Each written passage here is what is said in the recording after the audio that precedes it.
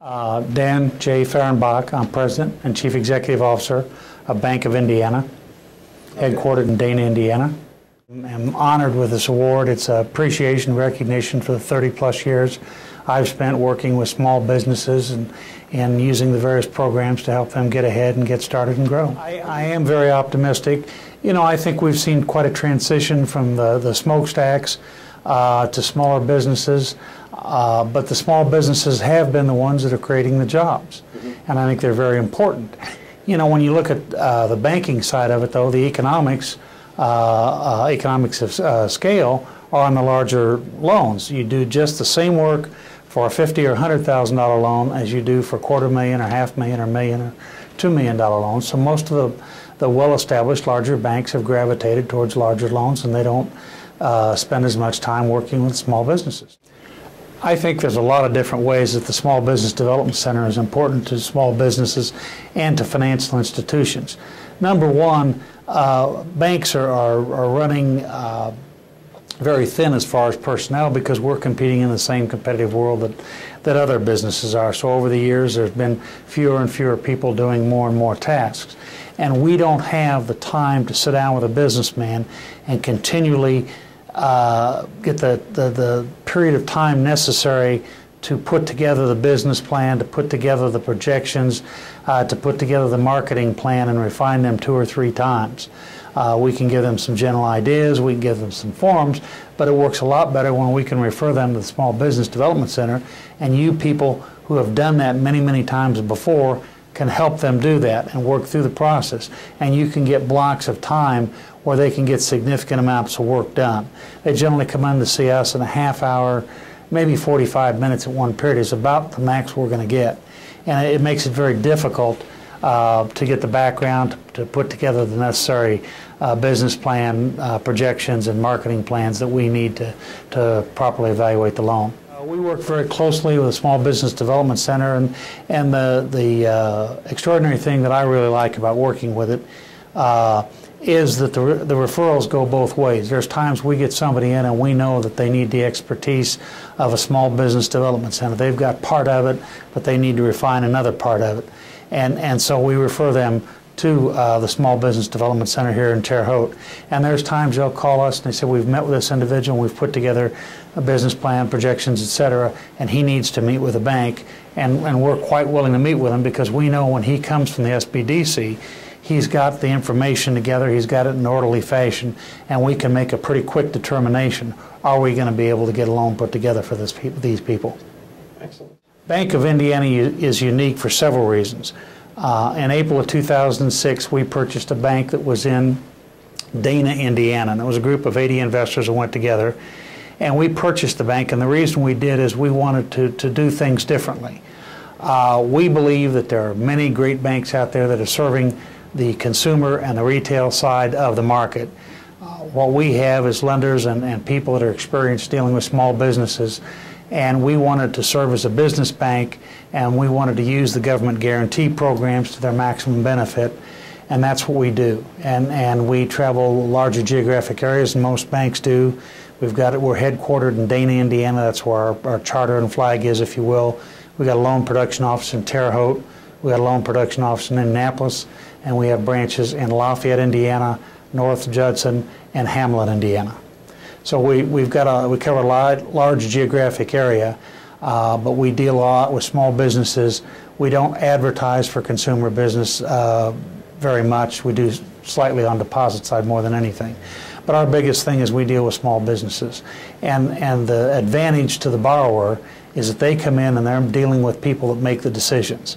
You know, when you go with a lot of bigger banks, they've got tremendous resources, but you're talking to somebody who packages your request up and sends it to a second or third or fourth person who's actually making the decision. And many times key factors get lost in the translation or as it goes up to different levels, and you don't get back the response you get back. You say, how did I get that response from the question or the request I put in? And I think that's the advantage with Bank of Indiana is we have the ability to quickly get on site, meet the people, see the situation, and put together a structure and a term sheet for them to see if this is something they're looking for. And so we deal a lot more with small businesses. Okay, I think that small businesses have some mistaken concepts. One of the things that many small business owners want to do right away is to buy the building. And one of the things I try and do is sit down with them and say, look, the return on real estate is not the best return going. Your business should be able to return a far better return using your accounts receivable and your inventory than on your buildings. Wait to buy the building until you're a success, until you've got plenty of money.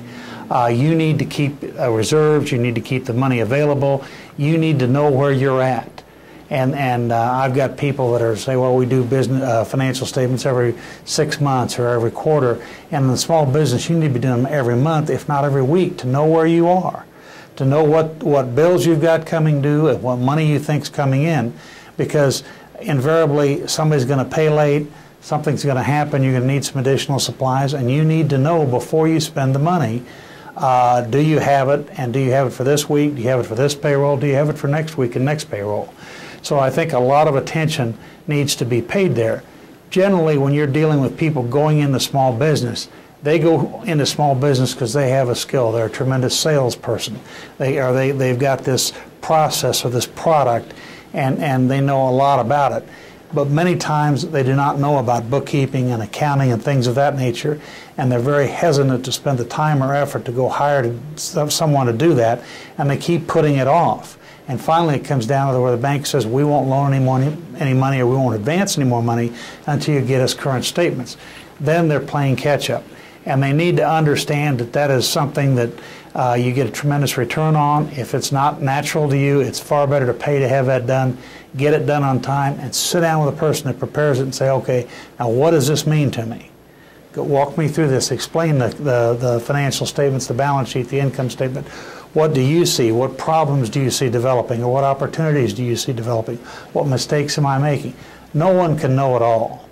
And I think that is one area that usually is the weakest area, the area that needs the outside help the most. Okay, if I were talking to a group of small business owners and entrepreneurs and talking about the SBDC, the advantage that I see is you've got these years of experience. You've got people that have put together hundreds of business plans, many marketing plans. They've done projections and cash flows. They know a lot of accountants. They know a lot of attorneys. They know a lot of bankers. And this is for free. You can come, you can talk to these people. You come in, you may have it 75% done, you may have it 80% done, you may have it 15% done. But here's people that have done it before, and they can show you how to best present it, what the advantages and the high points of your plan are, and how to best present that to the bankers, what attorneys are used to dealing with new businesses, accountants, etc. It's like having your own private consultant and never having to pay the bill. And I think that people should be utilizing this a lot. As far as one final comment, a lot of people tell me, they just don't have the time or the efforts or the patience to deal with SBA loans. And what I've told lenders and different banks over the years is it's just like anything else. If you do 5 of these, you get to know them, you get to understand them, you get to understand the process, and you'll do them the rest of the time you're in banking. And I think they're an excellent tool. They give the bank liquidity, they give the bank protection, and they give the bank plenty of Community Reinvestment Act opportunities, and I think it's an excellent program. You just have to commit a little time to do it. You do 5 of them, you'll continue to do them. And that's both 7A and 504.